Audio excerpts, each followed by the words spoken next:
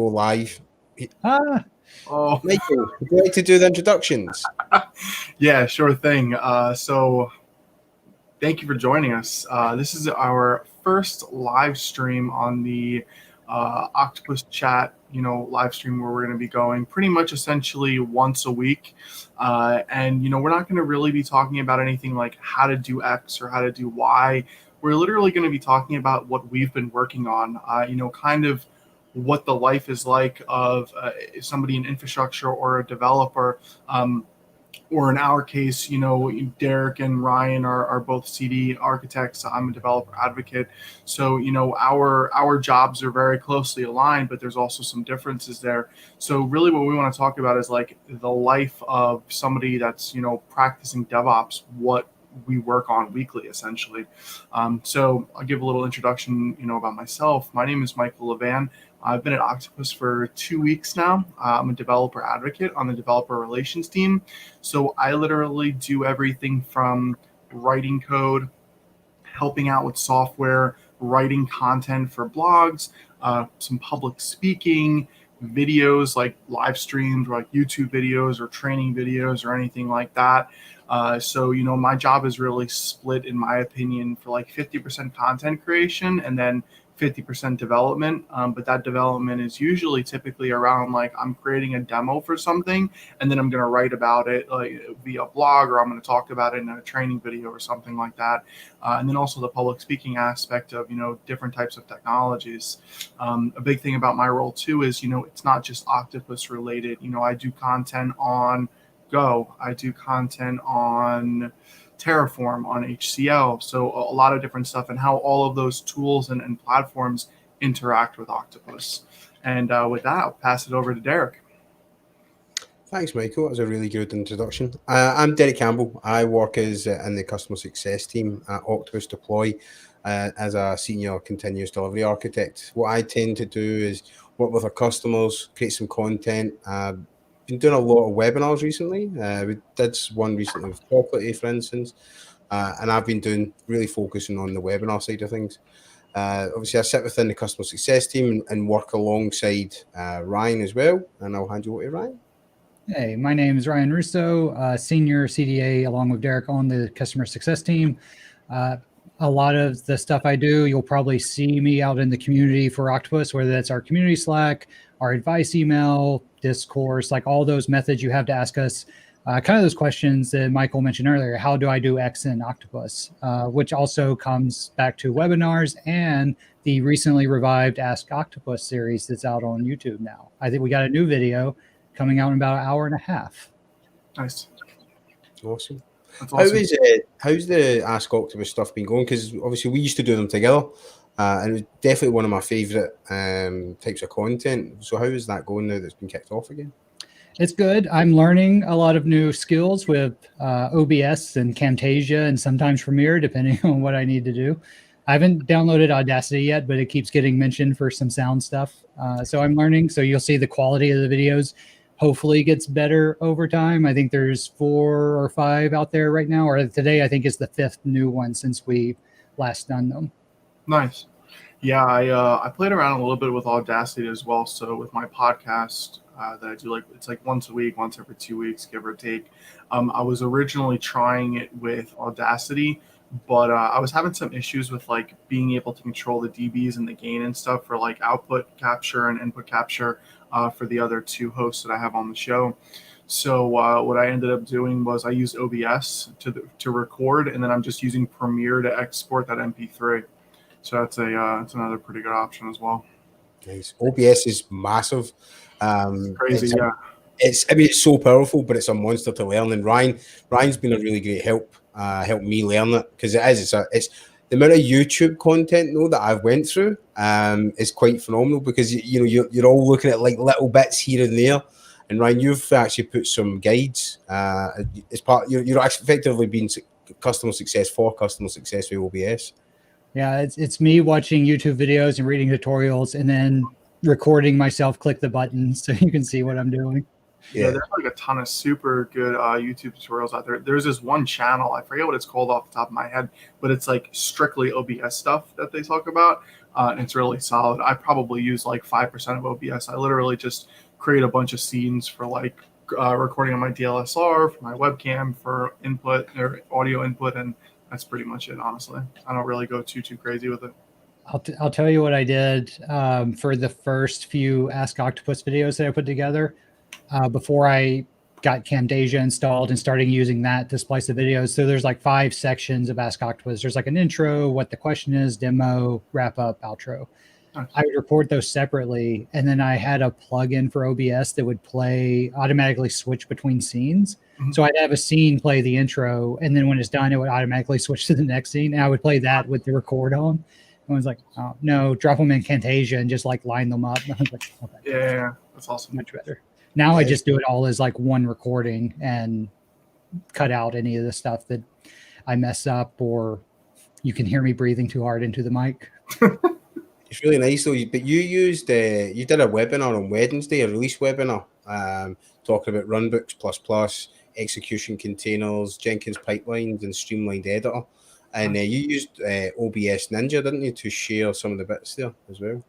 Yeah, Leanne co-presented with me, and instead of doing the let me stop sharing so you can start sharing dance in Zoom, we used OBS Ninja to stream her desktop to my OBS, and then I switched between scenes so I could go between the slides, go between like my Chrome window, and then her desktop. So that's why I love my Stream Deck. I was using my Stream Deck to switch between those. So you didn't, because like when we did a practice run, I didn't know it recorded the mouse moving over the slides as I was going back and forth. I was like, oh, gotta set my Stream Deck up for this set of scenes. Stream Deck, yeah, I love the Stream Deck. Just set up a few different buttons on it, different hotkeys, like especially in OBS.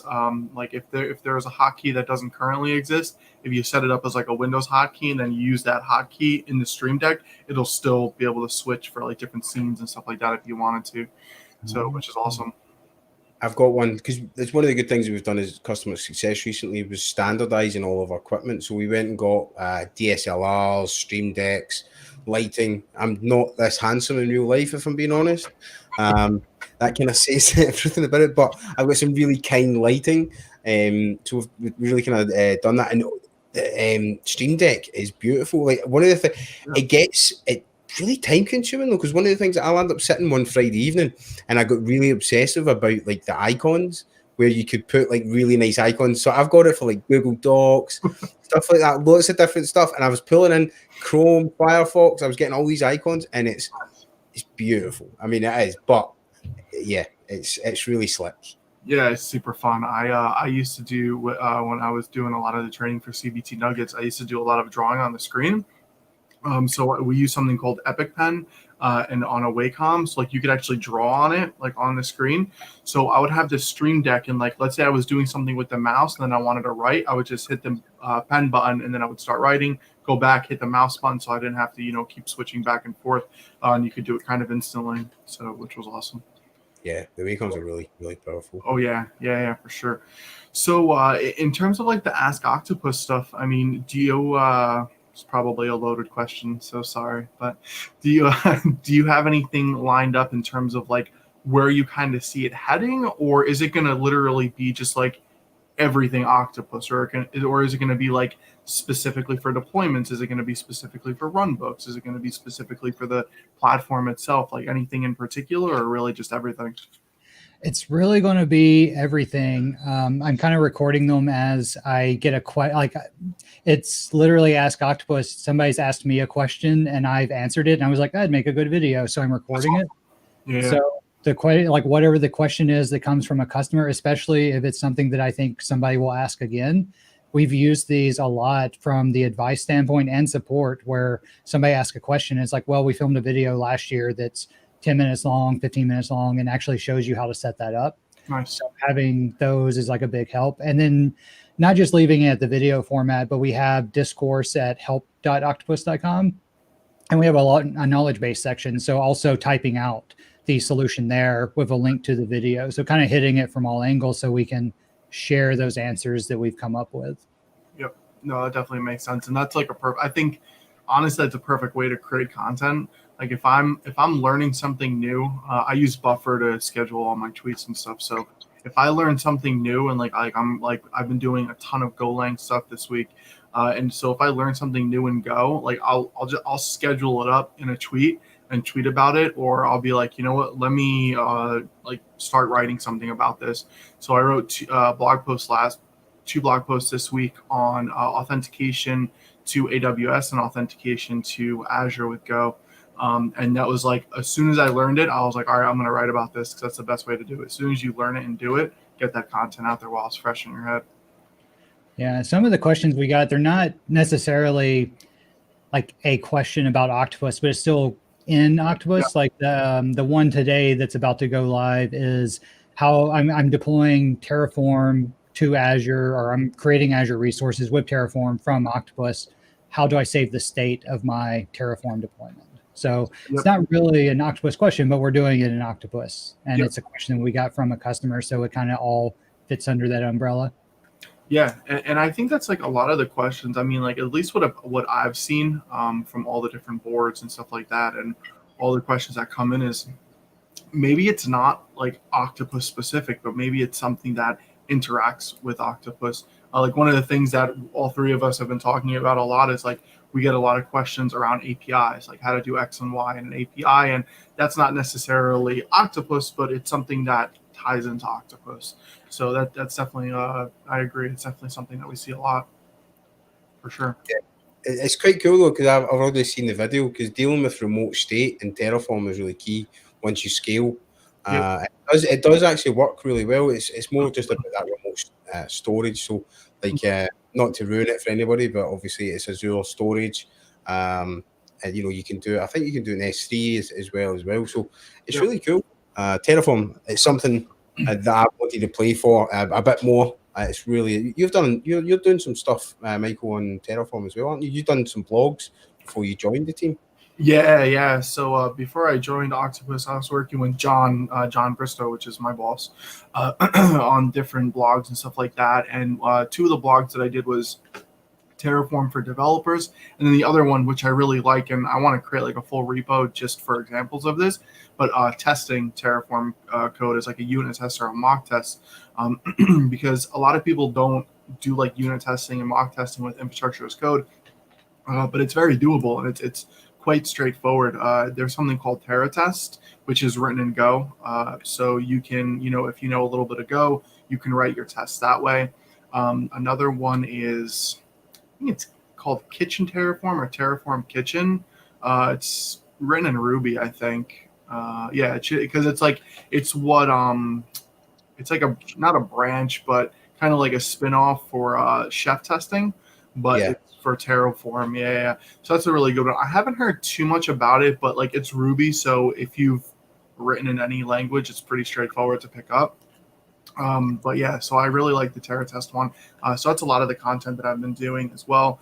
And then speaking of Terraform, I'm gonna put a big disclaimer over my head that it's not beta, it's not released right now. But we are working on a community project for a Terraform provider, and that's what a lot of my stuff has been this week, is just like writing a ton of Go code and learning the client and the SDK and stuff that's currently there, and getting a bunch of examples and stuff out there. So a lot of Terraform and a lot of Go lately. Nice. The Terraform provider's been around for a while. It's because like the background there was it was someone in the community who started it, and then Flow, right? Yeah, and then we took it internally, and then got it to a certain point where it was useful for cloud, and then we stopped development on it, and it was one of those ones that it's definitely something we still get a lot of interest in. Oh yeah, for sure. And testing in the Octopus is really key, because it's funny because I've got some webinars coming up next month where we're going to be doing a testing, post verification testing with Testery. So that's actually something, because it's you're saying about the code. Testing is almost always done before deployment, but you never do that kind of post deployment verification testing. Key in things like blue-green deployments, canary deployments, etc., where you want to really get lots of testing done. So definitely do that where you're testing, do that and like regression testing. Yep. Things do slip past testers. So something like that, load testing, performance testing, sort of the same thing. And then it's just, just making sure that you're doing some vulnerability assessments as well. So it is key to do that. So we've got a webinar coming up about that, which will be cool. That's awesome. Yeah, no, I definitely agree. I see a lot of people, like even like not from a development perspective, but just even from like a scripting and an automation perspective, there's a lot of people that will write code, and they won't test it, or they'll test it locally. Like let's say you write a PowerShell function, you run it, and you're like, yep, cool, this is working. The problem is that when you commit it, like let's say you're storing your code in GitHub or whatever other distributed version source control system that you're using, the problem is that that code is there. So if you're using that for like in your CD pipeline or something like that, somebody could change it, and that could change at any time, or it could be updated, or it could be altered. And the thing is that you've just tested it locally once, and that's it. So what I typically like to do, like any code, scripts, automation code, development, like I'll always put some sort of mock test or some sort of unit test in my CI pipeline typically as it builds. So before I even touch the deployment process, I'm automatically testing that code and making sure that it's doing what it's supposed to be doing. And you could do that in any language, like Python has the unit test library, PowerShell has the Pester framework. There's a ton of different tests in Go. There's Terra test for Terraform. So there's a lot of different ways that you could test that stuff for sure. It's funny, I've saw this before in the past where people, I've been guilty of it. I've definitely been guilty of it a little bit in the past where you test that PowerShell, but it's, you've got modules installed that you don't have there. That's something you should and also runbooks. I've actually been using runbooks for that type of stuff recently, where I can spin up infrastructure in the cloud, test it against a real fresh server, because it's like those old servers that have been sitting about for years and years and years, and they've got X amount, like endless amounts of software. So sometimes false positives, as in everything looks good when it isn't when you push it. But also you also get false negatives as well, where it's something where it goes back and says, hey, this failed, and it's like, in actual fact, it did work. So it comes from both sides. Yep. Yeah, for sure. And I definitely think you're 100% right. Like being able to test on true infrastructure or infrastructure that's been sitting there for a while. A perfect example, something that I ran into this morning with a Docker file was, let's say you have like a .NET Core web app or something like that, any type of .NET Core app, and you're using one version of the SDK, but then perhaps the SDK has either been updated in the code from a version perspective, or the SDK was updated on the server. And then you have a mismatch there. So, I think being able to test on the infrastructure, even if it's infrastructure that's been there for a long time, like you never know what can change. So there's always that type of testing. Like it's always got to be there. Michael, I was going to ask you, what does testing Terraform look like? Is it like running a what if and seeing that everything matches what you expect? Is it actually creating it maybe in like a test resource group and then comparing? Yeah. So one of the big tests that I see a lot of people doing with Terra test. So here's the thing. I think mock tests are the best way to test any infrastructure as code. Because the reason why is like typically you got to spin it up. And then if you don't want it anymore, you got to spin it down. So I think the most effective way is to definitely do some sort of mock test. And with that, a lot of the tests that I'll do with Terra test for Terraform is, it'll be a initialization of the code, planning, applying it, so actually creating it. And then at the end of the test, there'll be some sort of function there that if everything went successful, destroy it. So I definitely think that's like, in my opinion, the most effective way to do it, because this is a really good thing as well. I've seen you'll do a Terraform init, which is like initializing the environment, bringing down the provider, like the Azure RM provider, for example. And it's just an exe because it's built in Go, and you just do a Go build, you bring down that exe. That's all done in the back end though. You don't actually do that yourself. And then you do a Terraform plan, which is going through the code, making sure there's no bugs, making sure there's no syntax errors. And then it'll let you know what you're going to build or update or delete. And that could all go good. But then once you actually try to apply it, something could break. And I've seen that a bunch. So I always think it's good to just go through the whole process, initialize it, plan it, apply it, all good, destroy it, and that's it. So, and even like in that way, I mean, when you think about it, like you don't even have to use terror test for that. You don't have to use Golang for that. You could write a bunch of really short functions in a PowerShell script to do that for you, to make sure that that all goes good. And then you could log that out, store that log somewhere, let that thing run every hour, every day, whatever you want. I was going to say that would be a good use for a run book. Have it run all those steps, destroy, save the logs as an artifact. Yep, exactly, 100%. Yeah, like there's a bunch of different ways you can do it. The other thing to keep in mind too, like speaking of testing, you don't have to use that library that's there. Like you don't have to use unit tests in Python or Pester in PowerShell. Like you could really create your own types of tests and your own types of frameworks and stuff. I mean, obviously those frameworks already exist. So it's like, unless you need some specific type of functionality that isn't there, don't reinvent the wheel. But you know, it is possible. You can do all that stuff directly yourself without using a library or a package or a module.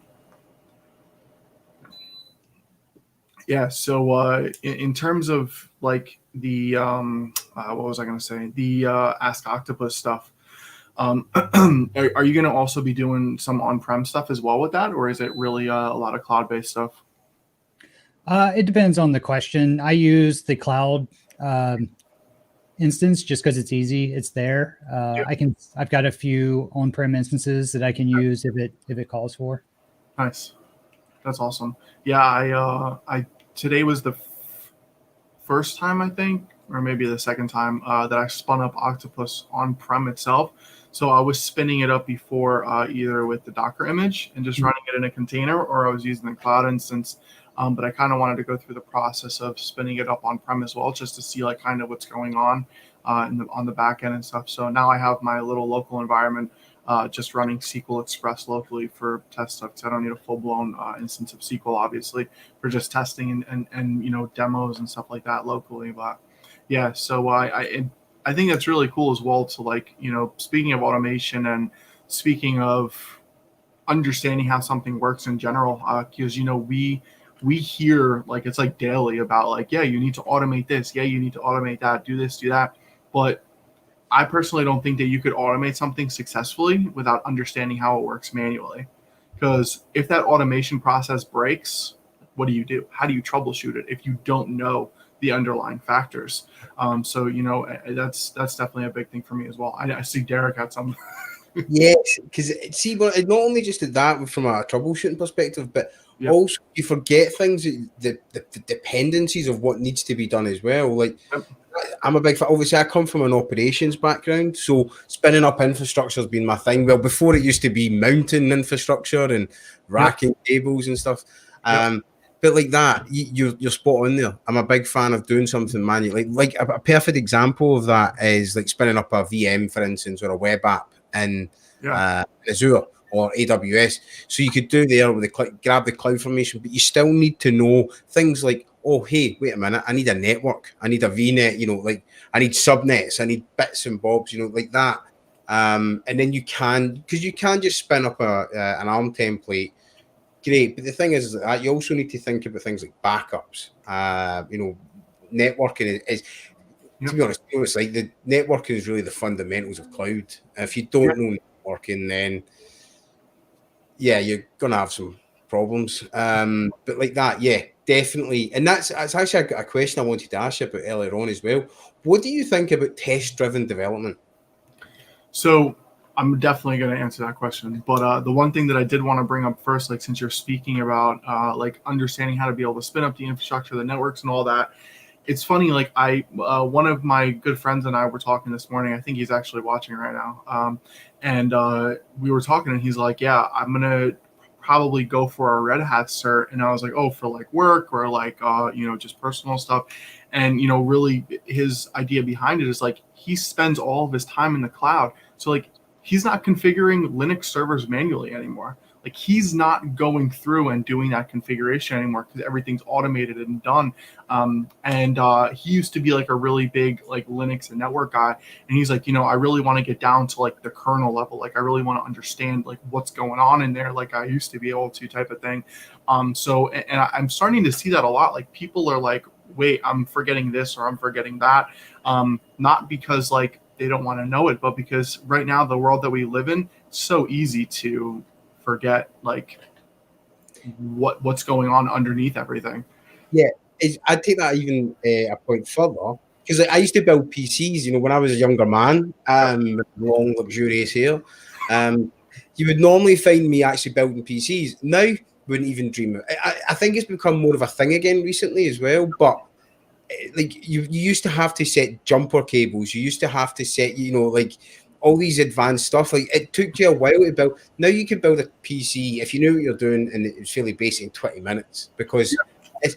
And I, honestly, like not to try and sound like an old man, but you see people now with iPads and whatnot, and they don't ever repair them. We don't ever repair our hardware. That's that you can take that from your washing machine to your laptop and your iPad and your Android tablet, etc. And it is funny because it does apply to that level as well, because we've done that both.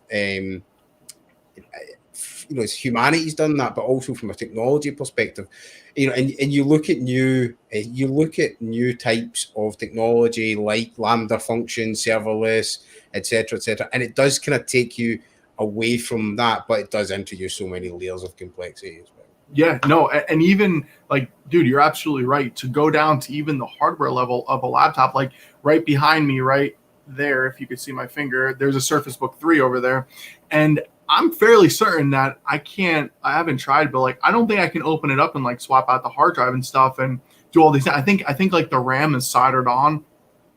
With MacBooks, it's all soldered on. So it's like you can't even get the opportunity anymore to go in there and do it and figure it out. I remember when I first started in tech, like that's the stuff that I love. Like I loved building my desktop. Like I have my custom built desktop that I'm recording on right now. I have my server over here to the right of me. I love that stuff, but like you don't really get that opportunity anymore to like really get in there. And I think like sadly, like we're all like the last generation to really be able to get in there and do that stuff. Which is unfortunate because like it's one of those things where like let's say you're running an operating system or like you're running some sort of Java application or something and it's native and it's running on Linux. Like you're running it and you know how to deploy it and stuff, but like do you know how to configure a Linux operating system? Do you know how to configure Firewall D? Do you know how to configure specific ports? Do you know the networking aspect? If somebody said like, hey, is this server on the right CIDR range? Are you going to be scratching your head or are you going to be knowing like what's happening? I think all that stuff is like super, super important. And it's unfortunately one of those things where like we're losing that capability to do it and it's not our choice. I think they're trying to make it illegal to effectively fix your own hardware in the US. I think I could be wrong. I often am. But I remember there was some law case that effectively was trying to make it illegal for you to try and repair your own hardware. And it's like, whoa, wait a minute, this is my stuff. Like, but that's kind of what we're getting at. I'll admit I built my first PC last year before. I had always just bought them, and I did not know what I was doing, and it took like I don't know several hours because I was like being very delicate with the pieces. I'm like I do not this was an expensive. As you should be though, as you should be. And finally got it together, got it working, and that's my VM host now. You had mentioned Docker and setting things up. We did a few. We're doing new video series, so we've got like the getting started one that kind of walks through Octopus. I was filming exactly what you talked about, which was installing Octopus for the first time, doing an upgrade video. I'll probably do some videos related to installing and configuring tentacles. But I also use it to set up. I've started playing with Vagrant for the first time.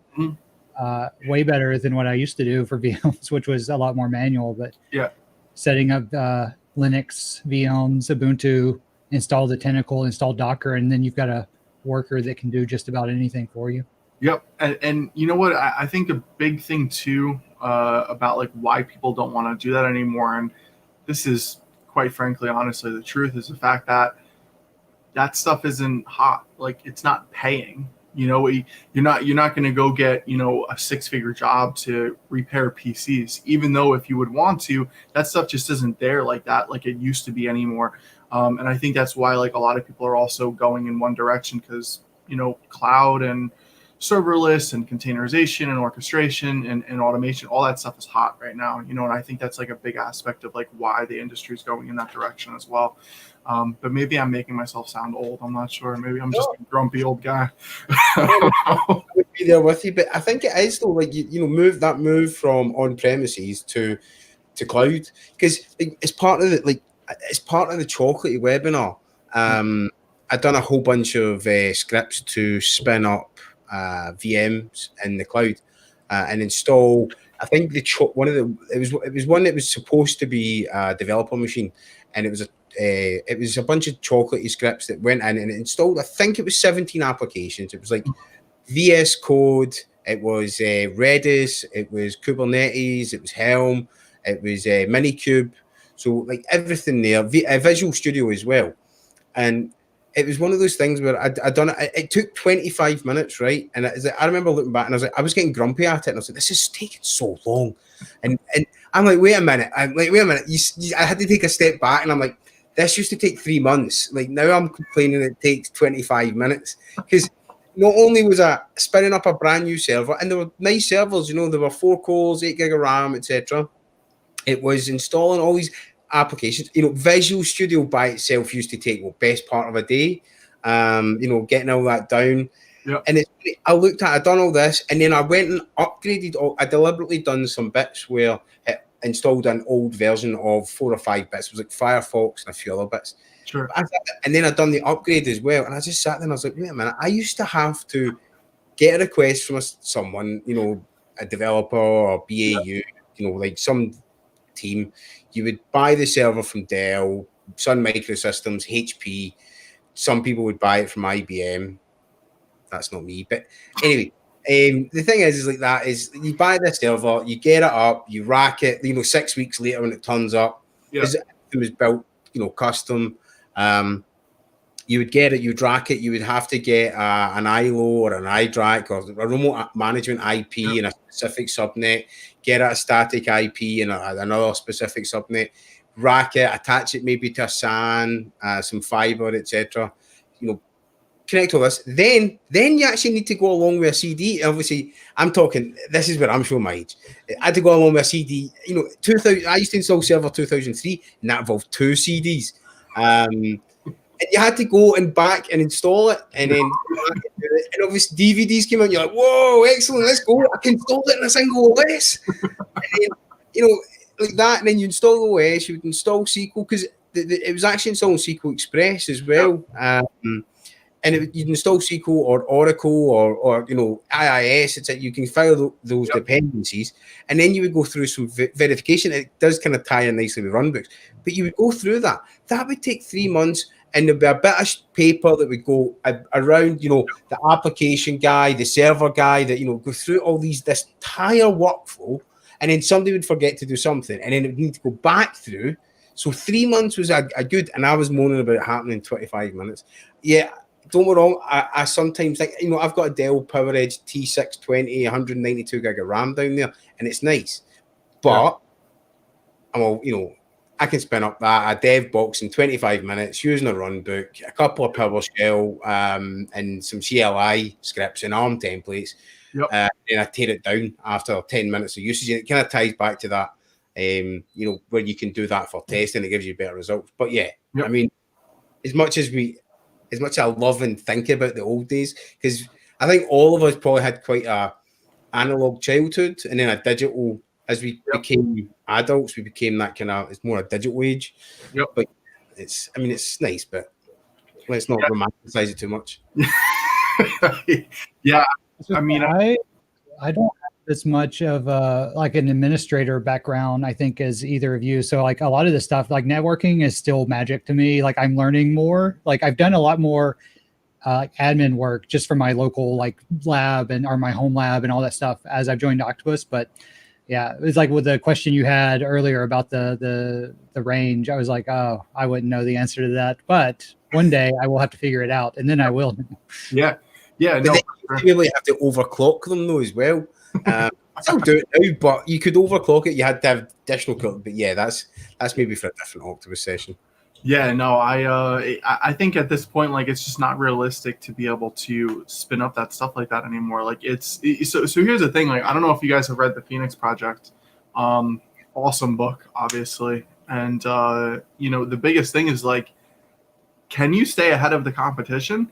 Because if you're taking 3 months to get an application up and your competition is taking 25 minutes, you're out of business. You are out of business 100%. And that's like the biggest thing for right now is like being able to go as fast as possible. But even being able to go as fast as possible, I still truly, truly believe in the depths of my soul that you still need to know how to do it manually. You still need to know how to deploy that application manually. Because the problem is that once that automation breaks, everybody's going to be like this. So who's fixing it? Who knows how to fix Who it? set this up? Who's not here anymore? Oh no. Yeah, exactly. So going back to your question about test-driven development, TTD, I love test-driven development. So my background was like a lot of infrastructure-related stuff, a lot of virtualization, a lot of scripting, and then I moved into more of a developer role. And when I moved into that developer role, and I wasn't building anything crazy like the next Twitter or something, but I was doing a lot of like hardcore automation, like thousands of lines of code for automation, for deployments, for stuff like that, building Flask APIs. It's a Python framework. And how I learned, the person that taught me how to be a developer was very, very, very, very into TTD. So that's how I learned. So that's just like kind of how I jumped into it. And I personally really enjoy it. Like, I think it makes sense to write a test about something that you want to write your code about. Write your test first. What type of functionality are you expecting your code to have? But not only that, like from like a testing perspective, the other thing that I think TTD really helps out with is from an architecture perspective, because it makes you have to think about what the application or what the code or what the software, whatever you want to call it, is going to look like prior to even doing it. I think a big thing about like development is like, I do this. I still do this. I jump in and I'm like, oh, I'm going to write this code. Like, I'm going to sit here and be focused for 12 hours. But sometimes I forget to take a step back and be like, wait, am I trying to do this over here? Or am I trying to put this over here or something like that? So I think like from an architecture perspective, TTD helps a ton. A lot, and to be able to plan and focus on what exactly you're trying to do.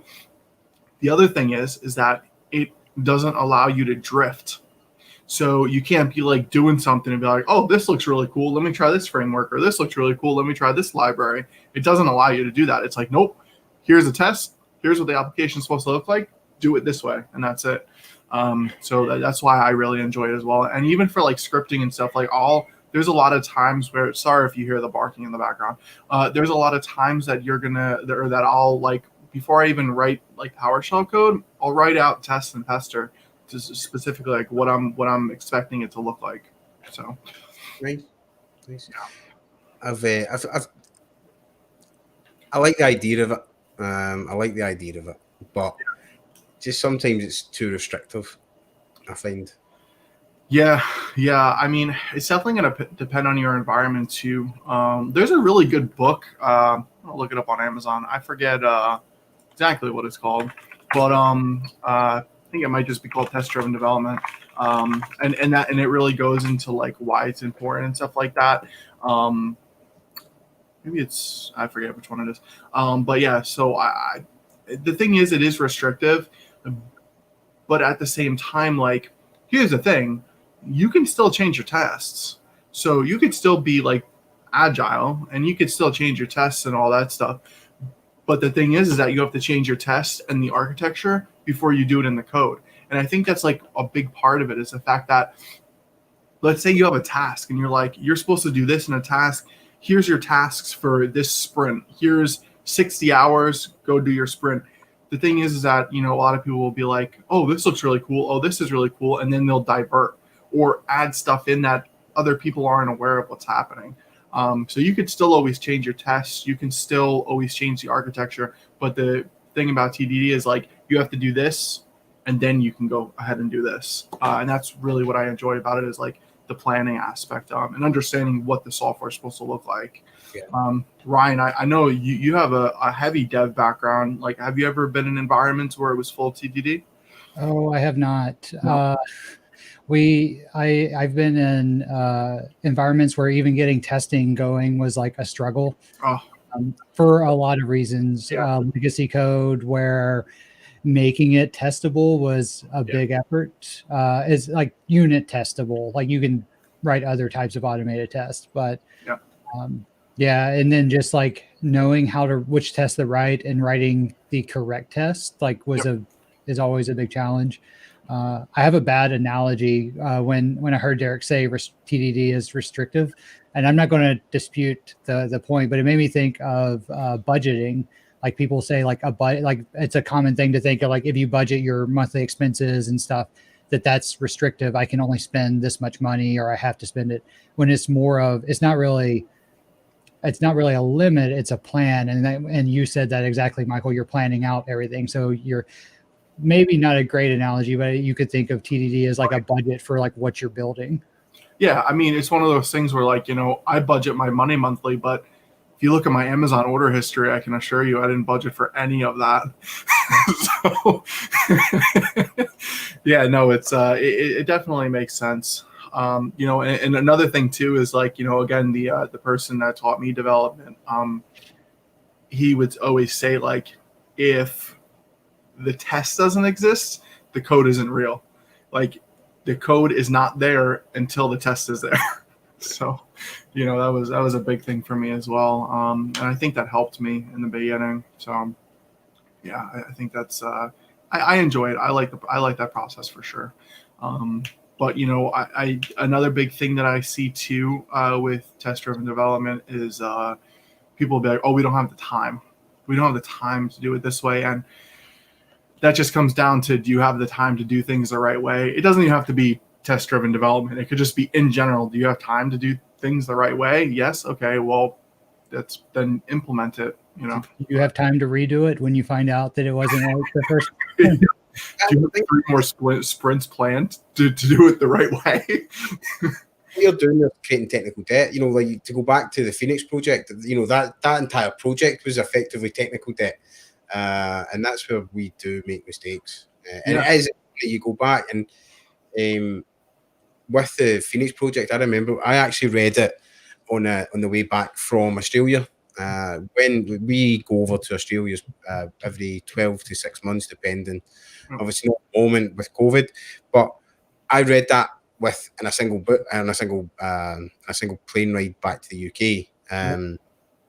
I just couldn't put it down, and it was like, wait a minute. It's like, who is, I think it's Brent. It's Brent, isn't it? I was like, wait a minute, I was Brent. I've definitely been Brent. Like, you think you're actually being, the savior, and in actual fact, you're the crux of the problem. You get all good intentions, but like that, and it's funny because reading the book, I was like, wait a minute, I'm like, has this guy been in my office? Like, he's been learning about, and it does go back to where we all have those same problems. Yep. Yeah, I mean, I think, like, a big thing with that in general, like that, the Brent, right? If you're the Brent, and if you don't know who Brent is, who's watching this, Brent was the guy that, like, the go-to guy. He fixed everything. And the thing is like, the problem is like, some people are scared to say no. Some people are like, this boss is asking me to do something. Am I comfortable saying no? Big thing is, like, you have to be comfortable saying no. You have to be like, nope, sorry, I can't do this at this time. Or, there's going to be times where, like, you can't just, nod and say yes, because you're going to end up getting yourself in trouble. But if you're like, nope, can't do this week, sorry, try to do it next week or the week after, it ends up being a little bit more beneficial in your favor for sure. And then you're not stressed out and not being able to sleep at night because you're not going to be able to get that thing done. So yeah, it's part like not wanting to say no or thinking you can't. And then there's another part that is, well, I can do it in 30 minutes, but it's going to take somebody else an hour or 2 hours or 8 hours. One of my first managers, he was real big on, he called it putting himself out of a job. So like anything he did, he basically taught other people to do it over time. Yep. So it frees him up to go and do things that he should actually be spending his time on. Yep. So that was a big thing for me, was learning how to do that. So when anytime I became like the bottleneck for a certain thing, it's like, oh, I need to document this. It's almost like what I do today. It's kind of going back to the idea of the Ask Octopus, put it in all the different formats. Like, I answer this question once, let's put it out where everybody can find it. Yep. Yeah, no, for sure. I absolutely agree. And the other thing too is, there's some music playing like really loud and somewhere outside. So the other big thing about it too is like you said, oh, can I get it done in 30 minutes? I always do this. If I think something's going to take me 30 minutes, I'll say that I'll get it to you in an hour and a half or 2 hours. If I think something's going to take me a month, I'll be like, maybe like 2 to 3 months, because I'm always giving myself buffer. Like I'm always, I don't know what can happen. You know, like I could think like, oh, this is going to be quick and easy. And lo and behold, that SDK updated versions and everything changed. And now I have no idea what's happening. Like it could always be something like that.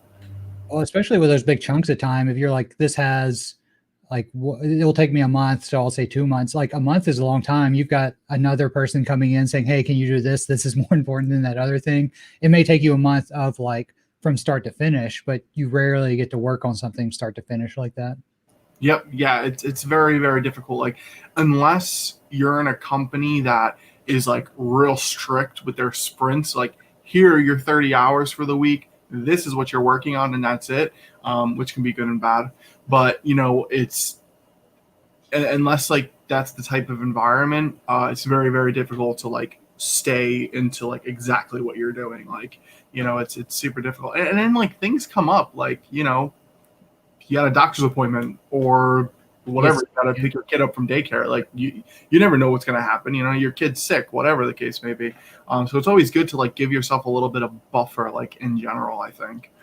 Yeah. And that was going back to like being strict with your sprints. Like if you have bugs and work stoppages and hot fixes that need to be done. So that's a struggle I've seen with teams previously is, you know, it's like, oh, we got to add this to the current sprint because it's a showstopper. It's like, okay, what are we going to take out?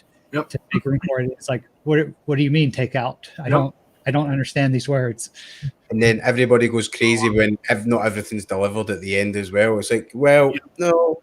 And it's one of the good things working at Octopus is that we use Basecamp's model where we have 6 weeks of campaign or focus time and then 2 weeks of that sharpening time, and it really helps. We've adopted that in January as part of customer success, and one of the things that I actually used to struggle with was being in so many different things at the same time, and then things, you know, I think Scott Hanselman has a psychic waiting blog as well. It's about not having to worry about that next bit of work, because you know, write it down in a document or a spec or what we call them pitches. Get that and then just get it out your head and then pick it up when you do have the time. And it really helps me. And I know that we've been delivering some really good stuff with that, and that definitely helps. So if you are looking at ways to improve focus kind of approaches, I would definitely check out Basecamp's Shape Up. Yeah. No, it's awesome. I've been reading it as well, and I definitely agree with like all the philosophies and stuff in there. I think it's just the proper way to work. I mean, there is no way, I'm sorry, this is just my opinion, but there is no way to be effective if everybody's coming up to you and asking you to do something different, or if you have to pile on 50 different things. You know, listen, if the bucket is too full and those apples are all the way up, you got to take a few apples out if you want to put a few new apples in. Like that's just the way it is. You know, and if it's too full and a company's like, oh, well, that's okay, you could just work a little bit extra. Nope, that's not the way to do it either, because then you're going to burn people out and people are going to leave. So that's not the way to do it either. I like that analogy, like it being like a bucket of apples, because if you think about it, if you empty it out, right, for every apple you take out, it's lighter, and then for every apple you take out, it's easier to carry and it's easier to deliver. Exactly. It's like, so like that, it's a really good way of doing it, because you've got too many spinning plates, and what ends up happening there is they all come crashing down to the floor. Yeah. And cause all sorts of problems. And it helps. It honestly, not only does it help the company and be able to set guidelines, it helps you not stress out. Like, I can tell you, in the beginning of my career, I was scared to say no.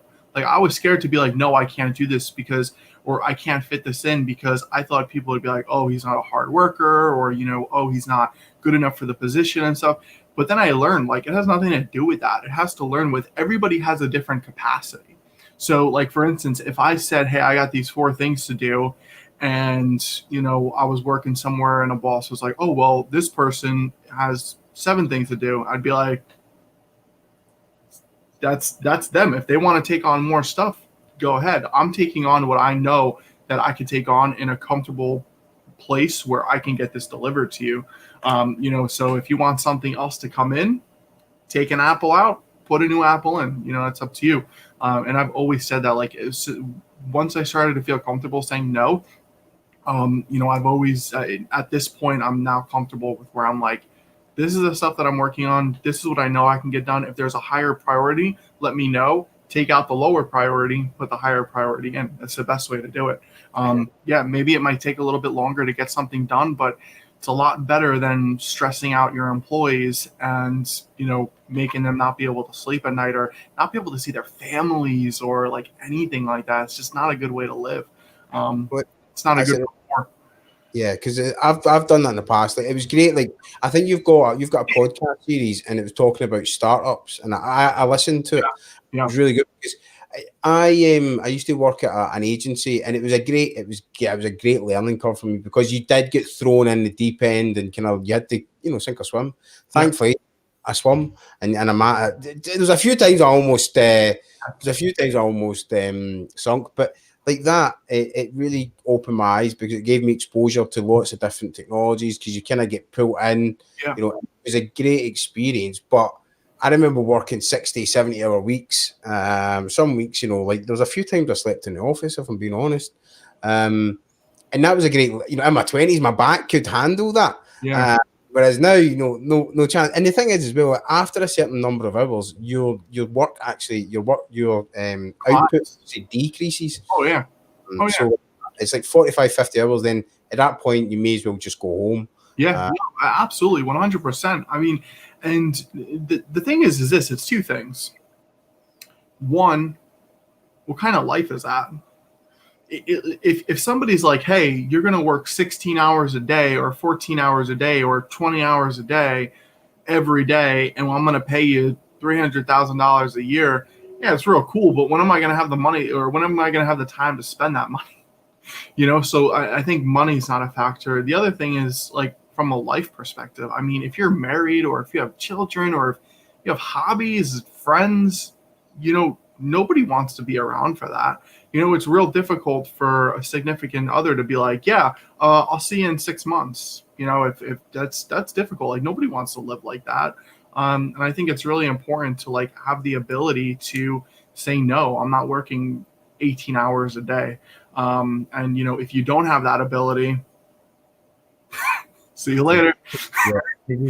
Change your work, change what. Yeah, for sure. And again, these are just all my opinions based on. It's easier said than done in a lot of cases too. Yeah. It's definitely tough. You know what I mean? It's tough to, like, be able to say no. It's tough to be able to know when it's okay to say no. But that's really going to be based on you. I'm going to play devil's advocate for a second.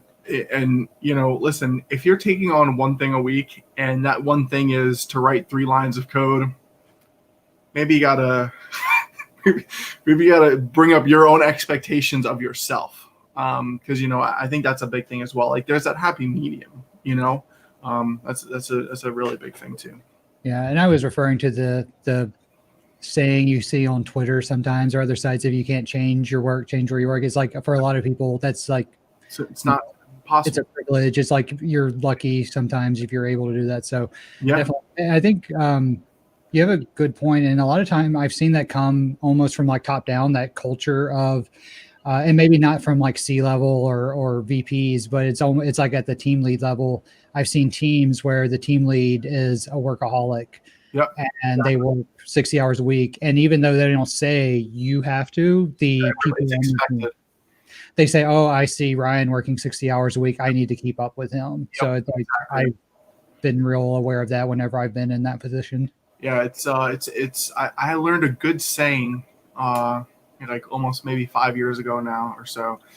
The fish rots from the head down, and it's something that I've always carried with me. Like if it's bad up here, it's gonna trickle down. That's how it's always gonna be. And you know, you're absolutely right. Like having a privilege, to be able to have a job, and you know, in some parts of the world, it's tough.